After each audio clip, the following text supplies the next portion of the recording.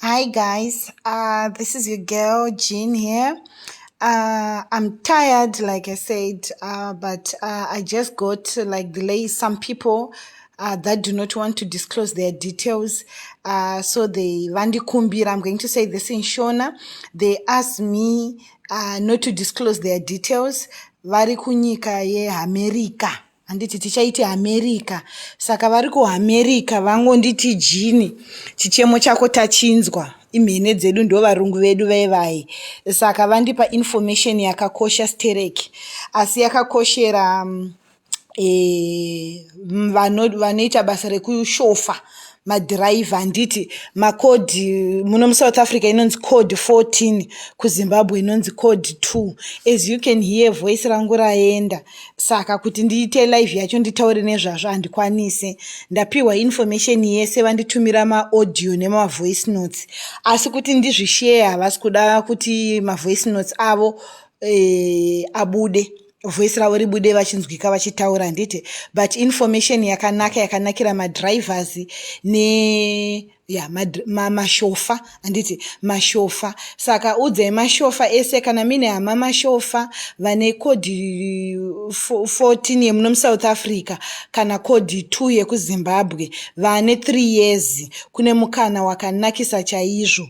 Ndine madetails ese kuti munoenda sei, visa zvese munotoitirwa mapepa kubva kuno kuenda kunyika iyoyo nemhuri dzenyu. Handiti nemhuri dzenyu, asi kunodiwa vanhu vane muchato. Hanzi ipapo pakaomesa zvisingaite. Kana uine vakadzi 2 unofanira kusarudza mukadzi 1. Pari kuenda mukadzi 1 ane muchato uri pabepa, muchato unodiwa, unotogona kubva kuno iwe nevana vako matoitirwa mapepa ese, permanent residence yekuhamerica. Handiti iwe nemhuri yako nevana nemukadzi, asi vana vanoenda vachienda newe panguva imwe chete vana vari below 18 years. Handiti kana mine vana vakura vakumauniversities chichichi munotozovaitira mapepa imi masvika ikoko. Handiti so vedue handina voice right now. Dai ndine voice ndabva ndatongozviita zvapera, but handina voice right now. Sezvamaona kuti sangu tatochila tatozorora chaipo.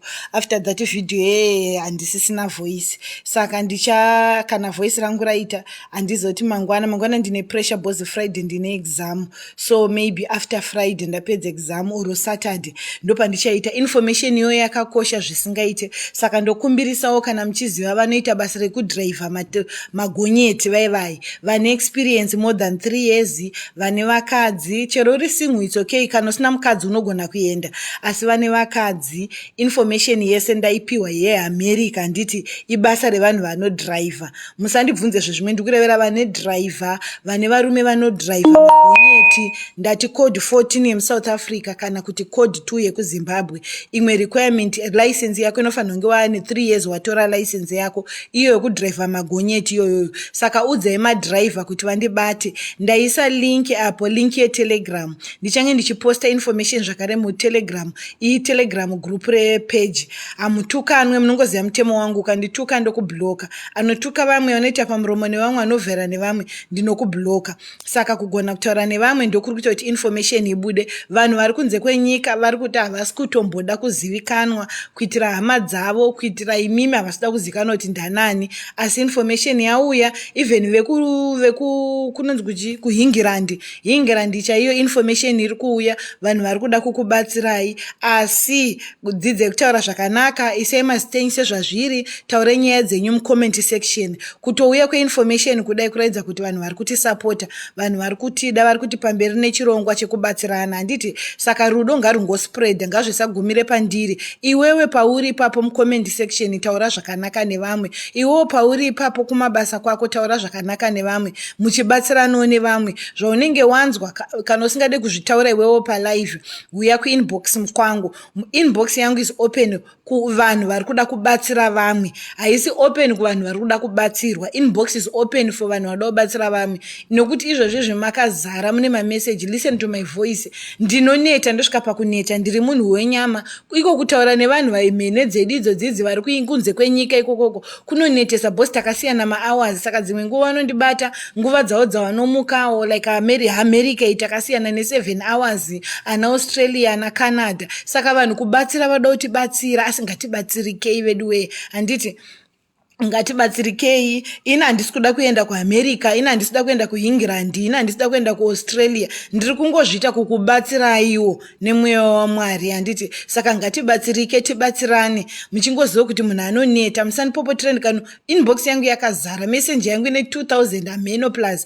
Ndine vanhu 3 vari kundibatsira mumamessenger angu mainbox angu, but pressure yakawanda. Asi ndikawana munhu ane information ndo vandiri kupa attention yekuti ndibatsire vanhu vakawanda ndikuvabatsira. Handiti saka ngatibatsiranei. Vari England please musanete, ndozviziva hamudi kuzikanwa. Ndosaka ndiri kuti uyai kuinbox kwangu +1 +44 vamwe vari kuuya. Uyai mundiudze kuti makaenda sei, ndoi mune maagenda makashandisa, ndokuva vamwe vobatsirika. Handiti especially now mukana wemadriver uyu, madriver ngaaende. Kana Mwari vakuitirewo zvakanaka vakuropafadzai, mucharangariro tese vanenge vasara nevari pano mobatsirawo vamwe. Handiti ndongonamatiro kuti vese vachabatsirikana nemukana iwoyuyu ngavarangarire vamwe. Asi ndongoti kune Mashofa aiwa manga muchichema zveshuwa nekuti hapana kwangu kuine mukana wenyu. Mwari vakuitirai zvakanaka, mukana wenyu wauya, asi voice ndo pasisina kuti ndiite live. Information ndaipiwa, even vanhu vacho vanga chida kutaura neni pafoni ndavaudza kuti voice rakurwadza,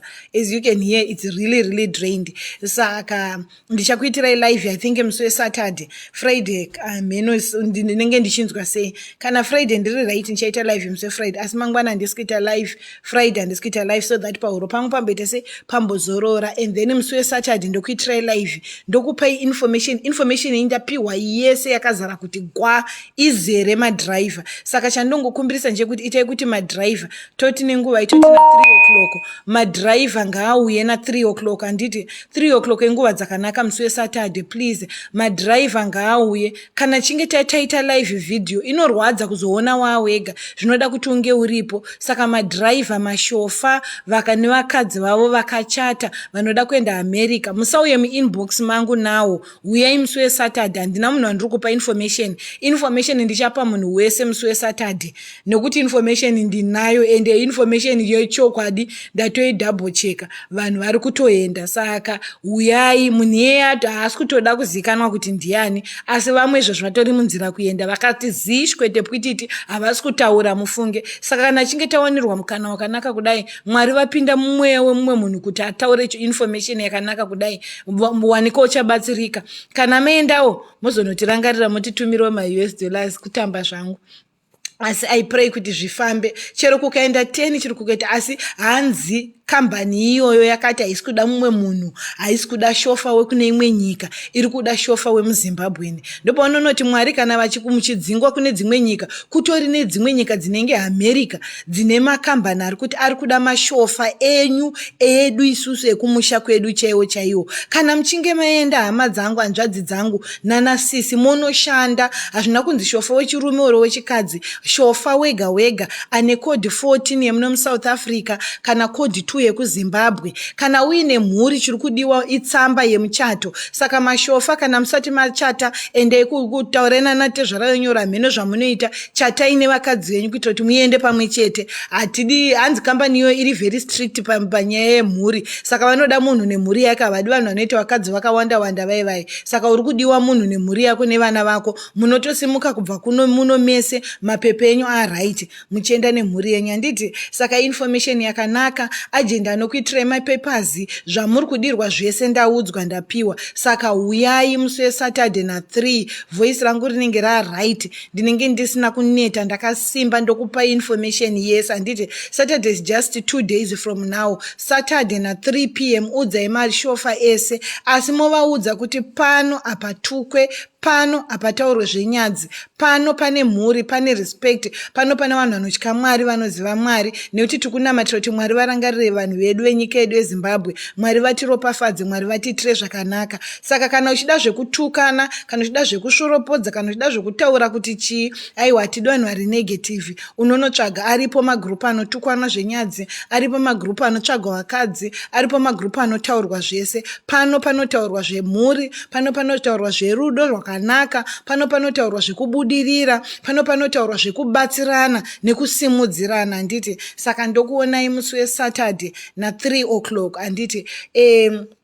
Last but not least, vehamerica mimwe mikana tiudzei zvakare, musanete. Ndinoda kutenda zvikurusa munhu auye kuinbox kwangu neinformation yemadriver. Iwe naMwari wako munozivana, handizive pachezvangu ndingakutendesei, asi ndongoti dai Mwari vakuitira zvakanaka nemhuri yako, dai Mwari vakuropafadza, urambe uine mwoyo iwoyo. Kwamuri kuenda ikoko munoitirwa zvakanaka naMwari, zvakapetwa kazana kemazana. Mwari vakuitire zvakanaka neinformation yakanaka kudai, nekuti wakutosimudzirawo dzimwe mhuri dzemadriver handiti. Saka ngatifambisei shoko. Imimi kana nichinge ndakuudzai shofo, chire shoko iri musi weSaturday, musichiregerai kuparidzira kune dzimwe nyika handiti. Ngatibatsiranei pachezvedu maZimbabwenzi. Dzimwe nyika dzinosimudzirana izi Zimbabwenzi, dzimwe nyika dzinobatsirana pachezvavo. Ngatimbobatsiranei pachezvedu, tisimudzirane pachezvedu, tione kuti hatibudirire here, tionewo kuti hatigare zvakanaka here. Saka ndo shoko rangu randinaro.